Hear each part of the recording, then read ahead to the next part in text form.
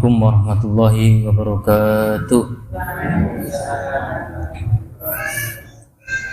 Alhamdulillah, wassalatu wassalamu ala rasulillah wa ala alihi wa ashabihi wa man walah. Asyhadu an la ilaha illallah wahdahu la syarika lah wa asyhadu anna Muhammadan abduhu wa rasuluhu la nabiyya ba'dah. Rabbi shrah li sadri wa yassir li amri wahlul 'uqdatam min lisani yafqahu qawli, amma ba'du. Baiklah, Bapak Ibu sekalian yang dirahmati Allah Subhanahu wa taala, sesuai dengan judul kita membahas tentang kurban, tentang bab kurban. Bapak Ibu sekalian yang dirahmati Allah Subhanahu wa taala, memang pada hakikatnya berkorban adalah wajib bagi yang mampu. Dia punya kewajiban kalau dia mempunyai kemampuan. Sebagaimana Rasulullah sallallahu alaihi wasallam mengatakan, "Man kana lahu sa'atun wa lam yudahhu fala yaqrabanna musallana." Hadis ini diriwayatkan oleh Imam Ahmad, Daruqutni, Baihaqi dan Al-Hakim. Rasulullah sallallahu alaihi wasallam mengatakan, siapa yang memperoleh kelapangan untuk berkorban, artinya dia mampu, walam yudah, dan dia tidak mau berkorban, fala yaqrabanna musallana, maka janganlah dia hadir di lapangan kami, artinya untuk sholat id. Hadis ini sebagai gambaran bahwasanya ancaman yang keras dari Rasulullah SAW bagi orang yang punya kemampuan untuk berkorban namun dia tidak berkorban. Bahkan Rasulullah SAW mengatakan, "Ya ayyuhan nas, inna ala kulli ahlil baiti fi kulli amin adhatan wa atiratan." Wahai manusia, sesungguhnya bagi setiap anggota keluarga pada setiap tahunnya sembelihan kurban. Jadi Rasulullah SAW itu menyembelih kurban setiap tahun sekali. Jadi bukan cuma satu kali saja. Tahun-tahun yang sudahnya pun Rasulullah SAW juga menyembelih kurban. Para sahabat juga menyembelih kurban. Sebenarnya apa fungsi dari kurban itu? Memang fungsi dari korban dan keutamaannya itu banyak sekali.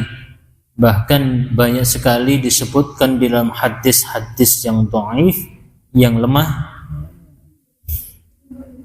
Salah satunya fungsi korban atau keutamaan korban, yang pertama, korban itu pintu mendekatkan diri kepada Allah Subhanahu wa ta'ala.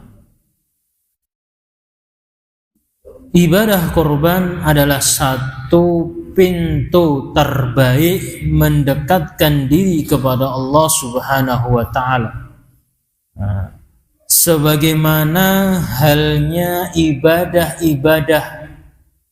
solat, ibadah solat itu juga cara untuk mendekatkan diri kepada Allah Subhanahu wa ta'ala. Begitu pula dengan menyembelih kurban atau berkurban, ini adalah juga salah satu pintu terbaik untuk mendekatkan diri kepada Allah Subhanahu wa ta'ala. Sebagaimana Allah Ta'ala berkalam di surat Al-Ma'idah ayat yang ke-27. A'udzu billahi minasyaitonir rajim. Watlu 'alaihim naba'a ibna Adam bil haqq idz qarrabana qurbanan fatukubbila min ahadihima wa lam yutaqabbal minal akhir qala la aqtulana qala innama yataqabbalullahu minal muttaqin. Watlu alaihim, ceritakanlah kepada mereka kisah kedua putra Adam. Adam alaihi salam, dia itu mempunyai putra yang namanya Habil dan Qabil. Ketika keduanya ini mempersembahkan korbannya, maka diterima dari salah seorang dari mereka berdua, yakni Habil, dan tidak diterima dari yang lainnya, yakni Qabil. Maka Qabil pun mengatakan, aku pasti membunuhmu. Maka berkata Habil, sesungguhnya Allah hanya menerima korban dari orang-orang yang bertakwa. Jadi berkorban, mempersembahkan korban itu sudah dimulai sejak Nabi Adam alaihi salam.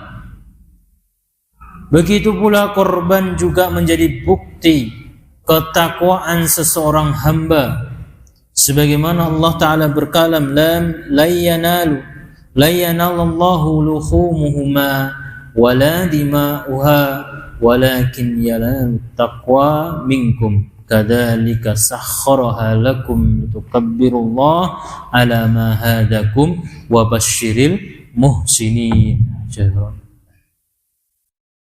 Daging-daging unta, darahnya itu sekali-kali tidak dapat mencapai keridhaan Allah, tetapi ketakwaan dari kamulah yang mencapainya.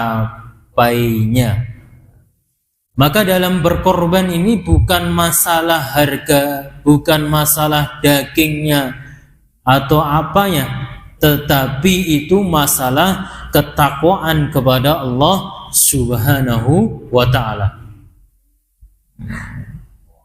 Bukan harganya yang mahal, dagingnya sing akeh sing lemu sapi, ndak, tetapi seberapa ketakwaan seseorang itu, seberapa keikhlasan seseorang itu.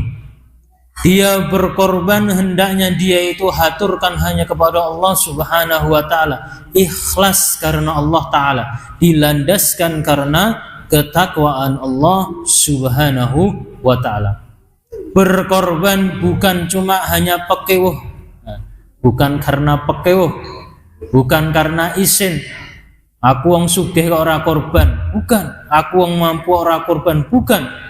Korban ini adalah dilandaskan, didasari karena ketakwaan kepada Allah Subhanahu wa ta'ala. Dan ini adalah tanda ketakwaan seseorang. Kemudian yang kedua, korban ini memang sebagai sikap kepatuhan dan ketaatan kepada Allah Subhanahu wa ta'ala. Disebutkan di dalam surat Al-Hajj 34, wa likulli ummatin ja'alna maskan liyadhkuru ismallaha ala ma razaqahum min bahimatil an'am fa ilahukum ilahu wahid falahu aslimu wa basyiril mukhbitin. Dan bagi tiap-tiap umat telah kami syariatkan penyembelihan kurban, supaya mereka itu menyebut nama Allah Subhanahu wa ta'ala terhadap binatang ternak yang telah dirizkikan Allah Subhanahu wa ta'ala kepada mereka. maka Tuhanmu, Rabb kalian ialah Tuhan yang Maha Esa.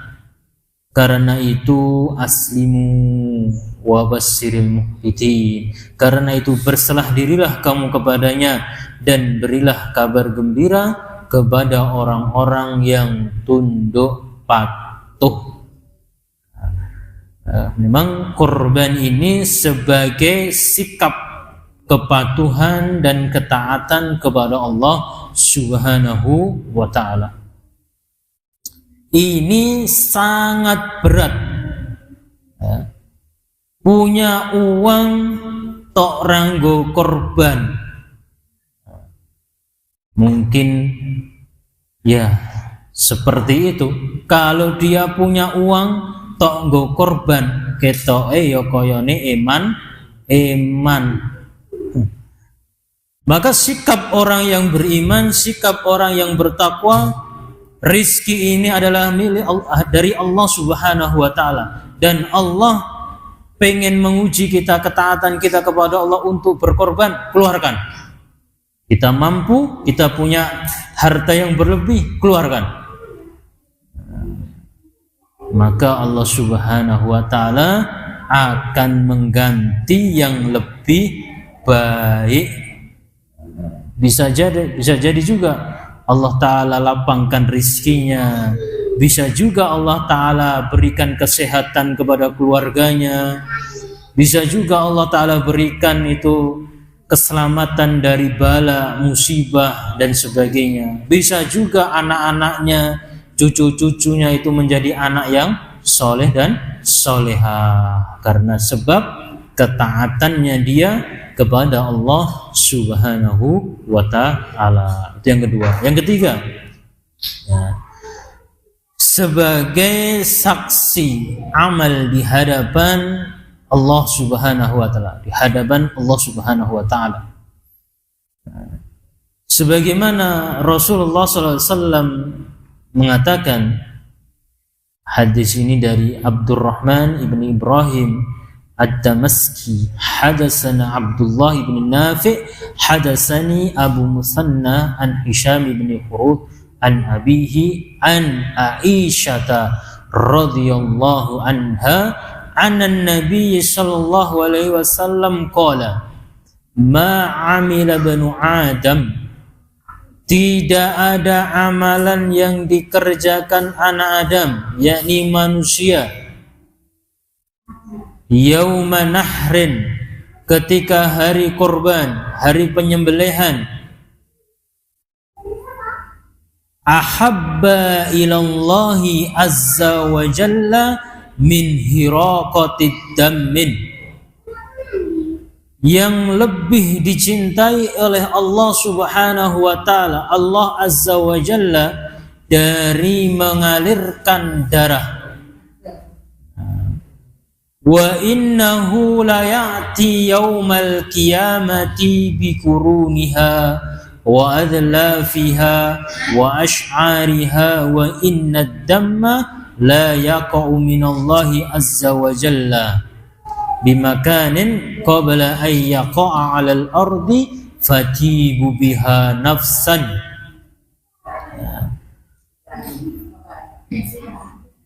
Yang lebih dicintai oleh Allah Subhanahu wa ta'ala, Allah azza wa jalla, dari mengalirkan darah, sesungguhnya pada hari kiamat ia akan datang dengan tanduk-tanduknya, dengan kuku-kukunya, dengan bulu-bulunya, dan sesungguhnya darah tersebut akan sampai kepada Allah azza wa jalla sebelum jatuh ke tanah.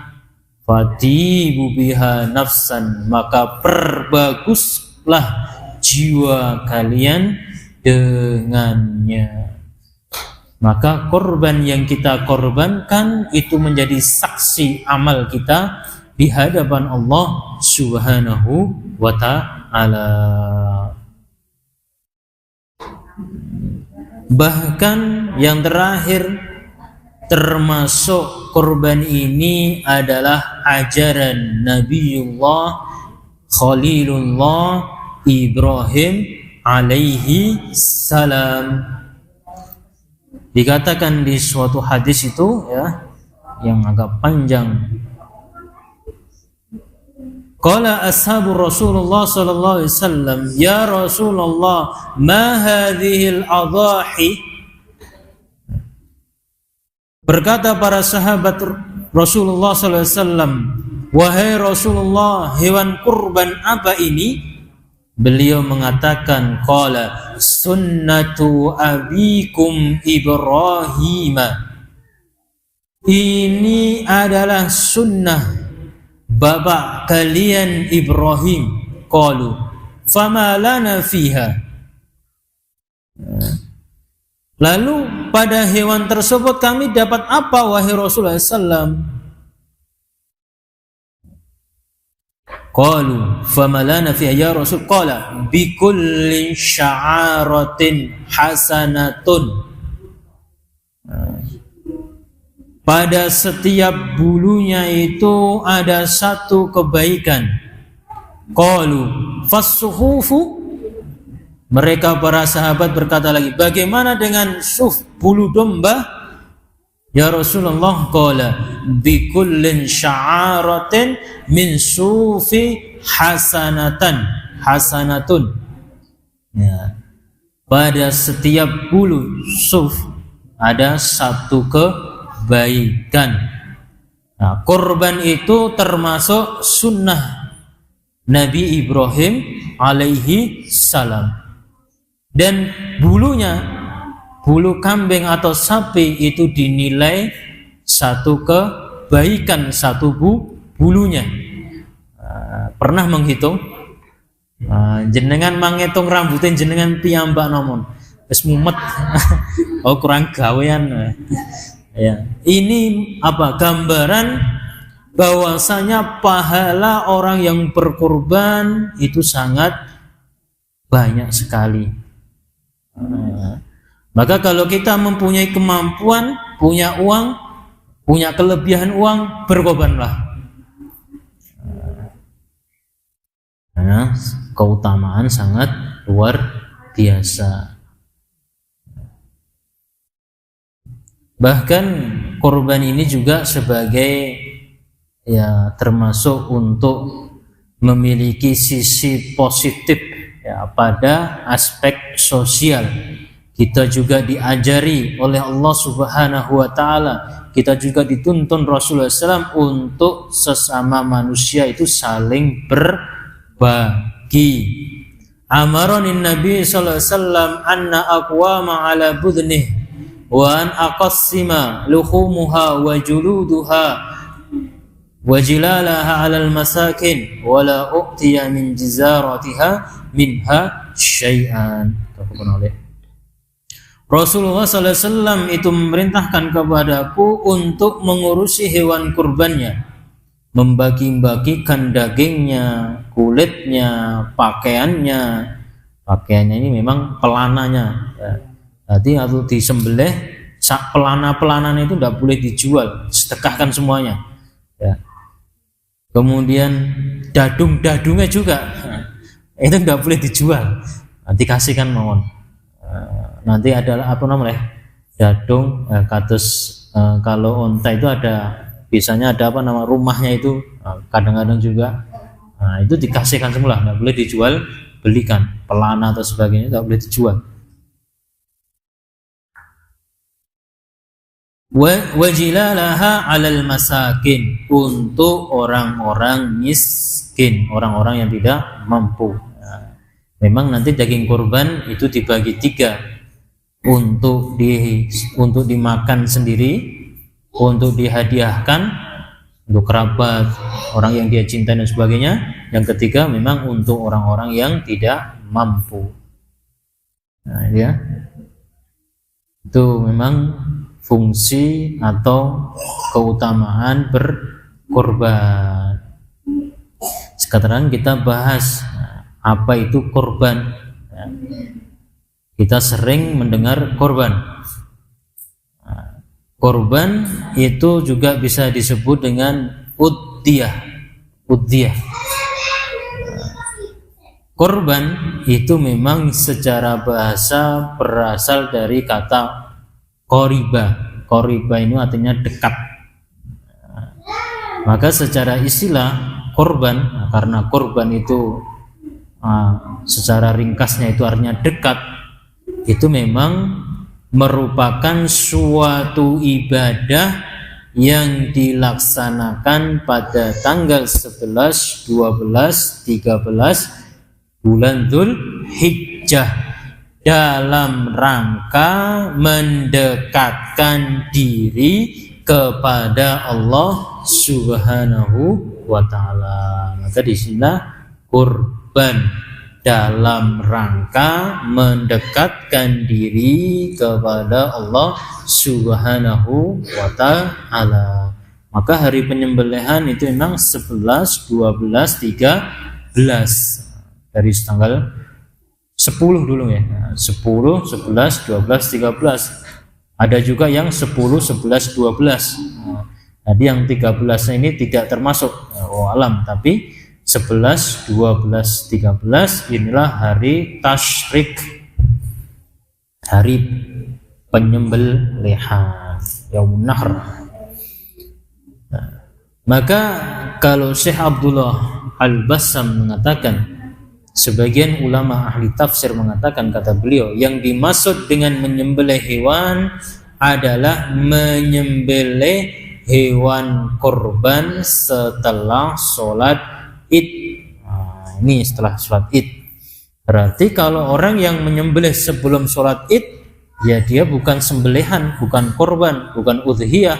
Ya mungkin dia nyembelih untuk bagi-bagi. Maka sebagai kaum muslimin, kalau nanti harinya berbeda, ya kasihan kalau dia belum waktunya menyembelih sudah disembelih. Maka ya ada waktu, yakni 11, 12, 13, maka tidak masalah.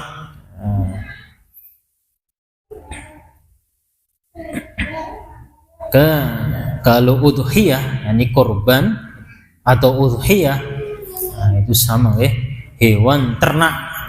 Udhiyah adalah hewan ternak yang disembelih pada hari Idul Adha dan hari tasyrik dalam rangka mendekatkan diri kepada Allah karena datangnya hari raya tersebut. Ini di dalam kitab Al-Wajid dan Sahih Fikih Sunnah. Memang hewannya yang disembelih itu hewan ternak. Hewan ternak itu apa? Ayam termasuk mboten? Mboten. Boleh disembelih boleh, tapi untuk sing ngewangi. Ambelih kabeh untuk apa pitik. Nanti diolah, dimakan-makan enggak usah. Hewan ternak itu untuk korban itu apa? Sapi, kambing, unta, kuda ndak. Hewan ternak. Wonten yang memiliki ternak kuda. Ada. Jadi namanya bahimatul an'am itu kambing, ya kambing, sapi, unta. Kalau kebo, ya kebo ini memang para ulama menyamakan dengan sapi. Seperti Syekh Utsaimin beliau mengatakan memang mirip, ya, sejenis dengan sapi. Kalau di daerah kita mungkin jarang menyembelih kebo. Yang ada mungkin daerah mana? Demak. Terus mau disembelih? Daerah berapa? Jeporo. Daerah Demak mereka nggih. Daerah yang pesisir mereka memang seperti itu. Mengapa mereka membelih kerbau? Nah, itu memang asal usulnya kalau kita cari itu memang dari Wali Songo. Itu memang orang Hindu itu memuja sapi. Sapi itu dewa nih. Kalau orang India, orang yang mana itu tidak boleh dia menyembelih sapi, bisa perang menyembelih di sana. Maka di sana itu para Wali Songo itu menghormati karena budaya Hindu itu masih kuat.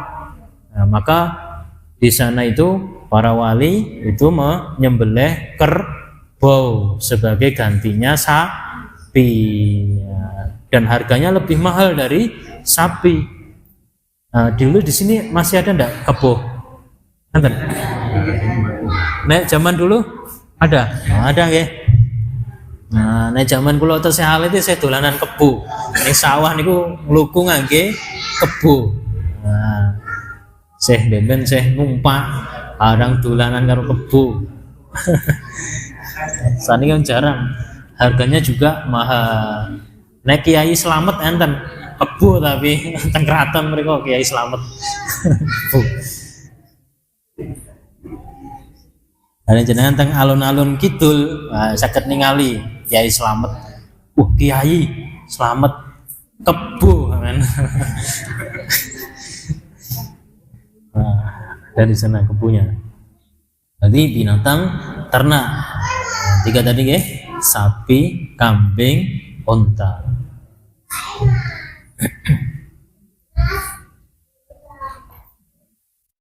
Apa dasarnya berkorban ini? Ya, dasarnya memang di dalam surat Al-Kautsar ayat yang kedua ya. Fasholli li rabbika wanhar. Maka dirikanlah salat karena Rabb kalian, Tuhan kalian, dan berkorbanlah. Begitu pula dengan surat Al-An'am ayat yang ke-162 163. Kul inna sholati wa nusuki wa mahyaya wa mamati lillahi rabbil alamin la syarikalah wa bidzalika umirtu wa ana awwalul muslimin. Sesungguhnya salatku, nusuk. Nah, nusuki ini memang kata Sa'id bin Jabir yang dinamakan nusuk ini adalah sembelihan, menyembelih. Atau sebagian mengatakan bahwasanya yang makan nusuk ini ya ibadah seluruhnya, seluruh ibadah termasuk juga menyembelih. Wa mahyaya, hidupku, wa mamati, dan matiku, lillahi rabbil alamin, untuk Allah subhanahu wa ta'ala, pemelihara sekalian alam. La syarikalah, tiada sekutu baginya. Wa bidzalika umirtu wa ana awwalul muslimin, dan demikian itulah yang diperintahkan kepadaku, dan aku adalah orang-orang pertama menyerahkan diri kepada Allah atau muslim. Begitu pula di surat Al-Hajj ayat yang ke-20, surat yang ke-22 ayat yang 34 disebutkan di sana, walikulli ummatin ja'alna mansakan liyadhkuru ismallahi ala ma razaqahum min bahimatil an'ami fa ilahukum ilahu wahid falahu aslimu wa bassiril muhbitin. Walikulli ummatin, dan bagi tiap-tiap umat telah kami syariatkan penyembelihan kurban supaya mereka itu yadhkuru ismallahi ala ma razaqahum, supaya mereka itu menyebut nama Allah terhadap binatang ternak yang telah dirizkikan Allah kepada mereka. Maka Tuhanmu ialah Tuhan yang Maha Esa. Karena itu berserah dirilah kamu kepadanya dan berikanlah kabar gembira kepada orang-orang yang tunduk dan patuh kepada Allah subhanahu wa ta'ala. Itu dasarnya ya. Yang kedua, Nabi Muhammad SAW juga selalu berkorban. Wa aqamin Nabi sallallahu alaihi wasallam bil Madinah 10 sinina yudakhi. Nabi Muhammad sallallahu alaihi wasallam menetap di Madinah selama 10 tahun. Yudakhi, ya. Beliau ini selalu berkorban. Jadi selama 10 tahun. Nah, selama 10 tahun beliau ini setiap tahunnya berkorban. Jadi bukan aku korban tahun ini, besok wis sanek korban, enggak. Tapi tetap boleh dinamakan satu keluarga. Pertama dulu namanya siapa nih? Fulan, ya, Pak Fulan. Atas namanya Pak Fulan satu saja. Walaupun namanya itu atas nama satu, tapi pahalanya itu untuk seluruh keluarganya.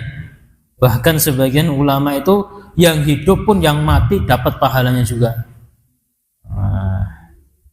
Tapi di atas namakan satu orang, dan orang ini sudah hidup dulu. Nah, pahalanya itu untuk keluarganya. Dengan para ulama mengatakan keluarganya yang hidup maupun yang sudah meninggal. Habis itu tak namakan istri saya, istrinya, tidak masalah juga. Pahalanya juga untuk seluruh keluarganya. Habis itu anaknya, boleh. Nah, anaknya 10, wis kabeh. Setengah awal lagi, bapak ini, anak ini, terus muter, tidak masalah. Setiap tahun. Ya mungkin dari sini ada yang ingin tanyakan? Nah, nanti ketahuan. Ada yang belum jelas? Sama jelas?